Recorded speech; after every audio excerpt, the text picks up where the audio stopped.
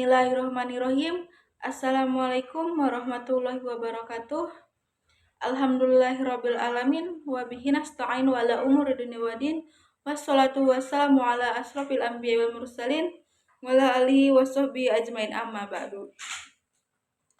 Perkenalkan, nama saya Rahmawati dengan NIM 2212 10 130. Saya dari kelas PAI 4D. Video ini saya buat untuk memenuhi mata kuliah pengembangan kurikulum yang diampu oleh Ibu Dr. Helna Nelis, MPD.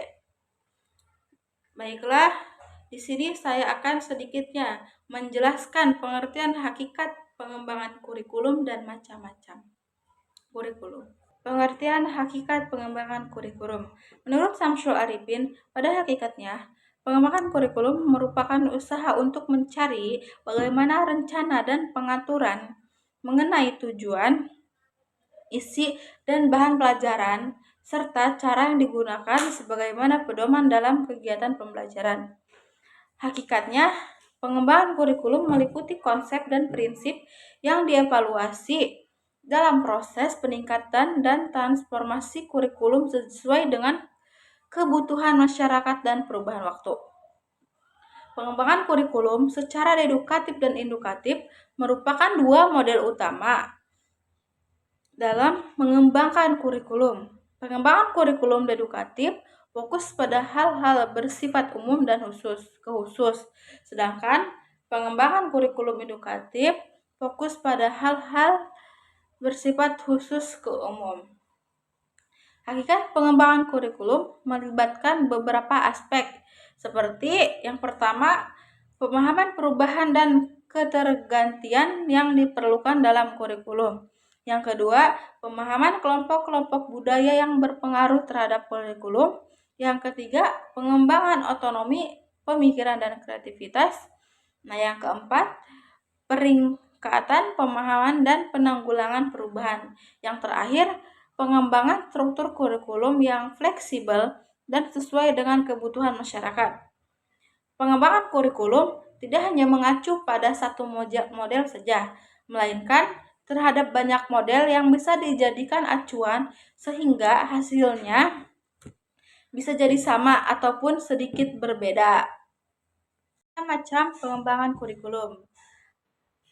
Macam-macam pengembangan kurikulum ini dapat dibagi menjadi 4 bagian. Yang pertama itu ada kurikulum development, yang kedua ada kurikulum improvement, yang ketiga ada kurikulum evaluation, dan yang terakhir itu ada kurikulum implementation.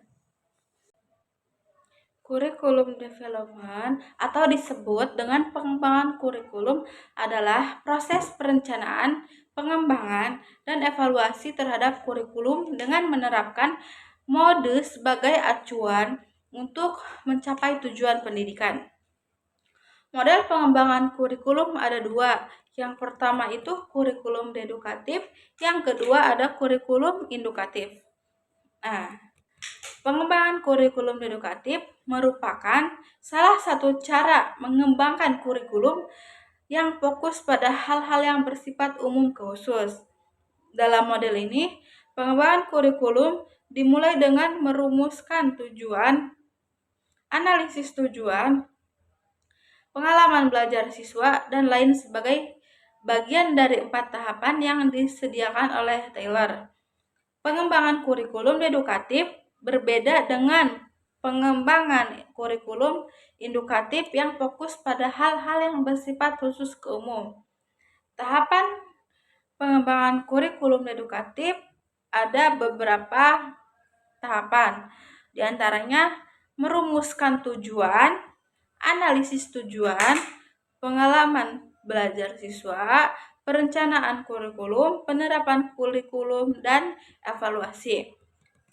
Sebagian besar model pengembangan kurikulum termasuk ke Taylor memiliki tahapan yang berbeda, namun pada akhirnya hasilnya bisa jadi sama ataupun sedikit berbeda. Yang kedua itu ada kurikulum indukatif.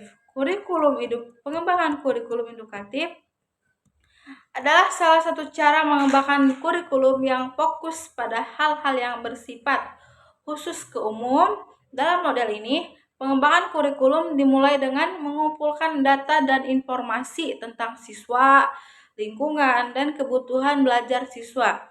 Kemudian, merumuskan tujuan dan isi kurikulum berdasarkan data tersebut.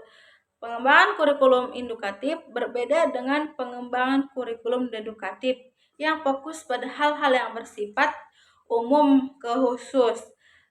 Nah, di pengembangan kurikulum edukatif ini memiliki tahapan-tahapan. Nah, tahapan pertama itu ada pengumpulan data dan informasi. Di tahapan kedua ada analisis data dan informasi. Di tahapan ketiga ada merumuskan tujuan dan isi kurikulum. Di tahapan keempat ada perencanaan dan pelajaran. Tahapan terakhir itu ada implementasi dan evaluasi. Sebagian besar model pengembangan kurikulum termasuk Takba memiliki tahapan yang berbeda, namun pada akhirnya bisa jadi sama ataupun sedikit berbeda. Ada kurikulum improvement atau disebut dengan perbaikan kurikulum. Kurikulum improvement adalah perubahan kurikulum akibat adanya ketidaksesuaian antara kurikulum yang berlaku, perubahan kondisi masyarakat, dan perubahan kebijakan pendidikan, baik secara nasional ataupun institusional. Pengembangan kurikulum improvement adalah suatu proses pengembangan kurikulum yang bertujuan untuk meningkatkan kualitas pendidikan dengan melakukan perbaikan dan perubahan pada kurikulum yang ada. Proses pengembangan kurikulum improvement meliputi analisis kebutuhan kurikulum, perancangan kurikulum, sosialisasi kurikulum, implementasi kurikulum, monitoring dan pengendalian kurikulum, serta evaluasi dan penyempurnaan kurikulum. Upaya pengembangan kurikulum improvement dapat dilakukan dengan menerapkan konsep continuous quality improvement dengan mengadopsi konsep Deming yaitu PDCA atau Plan, Do, Check, Act, and Analyze. Dalam pengembangan kurikulum, improvement atau perbaikan kurikulum sering digunakan secara sinonim dengan pengembangan kurikulum, meskipun dalam beberapa kasus perbaikan dipandang sebagai hasil dari pengembangan kurikulum. Selanjutnya itu ada kurikulum evaluasi. Hasan mengartikan evaluasi kurikulum sebagai usaha sistematis mengumpulkan informasi mengenai suatu kurikulum untuk digunakan sebagai pertimbangan mengenai nilai dan arti kurikulum dalam suatu konteks tersebut. Pengembangan kurikulum melibatkan evaluasi sebagai salah satu tahapan penting dalam proses pemberian feedback dan penyesuaian kurikulum terkait dengan kebutuhan masyarakat dan perubahan waktu. Evaluasi kurikulum berguna untuk menentukan efektivitas, efisiensi, dan relevansi kurikulum terhadap tujuan pendidikan. Ada beberapa aspek evaluasi dalam pengembangan kurikulum. Yang pertama itu ada evaluasi internal dan evaluasi eksternal. Evaluasi internal atau internal evaluation melaksanakan evaluasi dalam rangka institusi sendiri, misalnya dengan menganalisis hasil uji, nilai, prestasi siswa, dan kesadaran dosen. Evaluasi eksternal atau external evaluation menghitung efektivitas kurikulum dengan menggunakan standarisasi internasional, perspektif pihak ketiga, dan conversion study. Contoh evaluasi kurikulum itu ada penilaian prestasi siswa, yaitu menganalisis hasil uji, nilai prestasi siswa, dan kinerja siswa dalam pelatihan. Survei kepuasan siswa meminta siswa untuk memberikan masukan dan opini tentang kurikulum yang mereka ikuti. Observasi guru. Observasi guru melihat dan menganalisis cara guru mengajar dan mengimplementasikan kurikulum. Audit kurikulum yaitu melihat dan menganalisis dokumen, sumber daya, dan strategi kurikulum. Yang terakhir, studi komparasi, melihat dan menganalisis kurikulum dengan yang lain untuk mengetahui efektivitas dan efisiensi. Hasil evaluasi kurikulum akan membantu dalam memperbaiki kurikulum yang efektif dan efisien, serta memastikan bahwa kurikulum tersebut relevan dengan kebutuhan masyarakat dan perubahan waktu. Implementation. Nah, kurikulum implementation ini kurikulum implementation ini adalah proses penerapan ide, konsepan, kebijakan, atau inovasi dalam suatu tindak praktis sehingga memberikan dampak baik berupa perubahan pengetahuan, keterampilan, ataupun nilai sikap. Kurikulum implementation adalah tahapan penting dalam proses berkurikuler atau perubahan kurikulum yang telah ada pada pengguna, siswa, dosen, dan staf institusi pendidikan. Implementasi pengembangan kurikulum berkaitan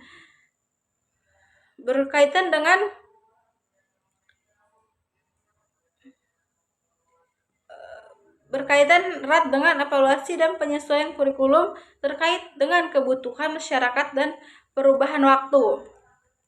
Faktor-faktor yang mempengaruhi implementasi kurikulum. Nah, di sini tuh ada beberapa yang mempengaruhi implementasi kurikulum. Itu ada 3 faktor, yaitu karakteristik kurikulum, strategi implementasi, karakteristik pengguna kurikulum. Nah, karakteristik kurikulum ini yang mencakup ruang lingkup ide baru suatu kurikulum dan kejelasannya bagi pengguna di lapangan. Nah, yang kedua, strategi implementasi, yaitu strategi yang digunakan dalam implementasi seperti diskusi profesi, seminar, penataran lokal karya, penyediaan buku kurikulum, dan kegiatan-kegiatan yang lain yang dapat mendorong penggunaan kurikulum di lapangan. Nah, yang terakhir, karakteristik penggunaan kurikulum yang meliputi pengetahuan, keterampilan, nilai, dan sikap guru terhadap kurikulum, serta kemampuannya untuk merealisasikan kurikulum dalam pembelajaran. Di sini itu ada beberapa contoh implementasi pengembangan kurikulum. Yang pertama ada training guru, memberikan training dan pelatihan bagi guru yang untuk memahami dan mengimplementasikan kurikulum baru atau perubahan kurikulum yang telah ada.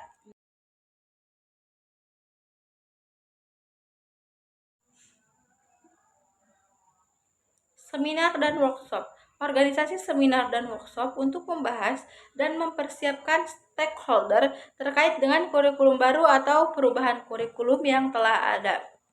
Ketiga, memberikan pelatihan siswa untuk memahami dan mengintegrasikan kurikulum baru atau kurikulum yang telah ada ke dalam pembelajaran mereka. Yang selanjutnya, rekomendasi alat belajar baru, memperkenalkan alat belajar baru yang cocok dengan kurikulum baru atau perubahan kurikulum yang telah ada.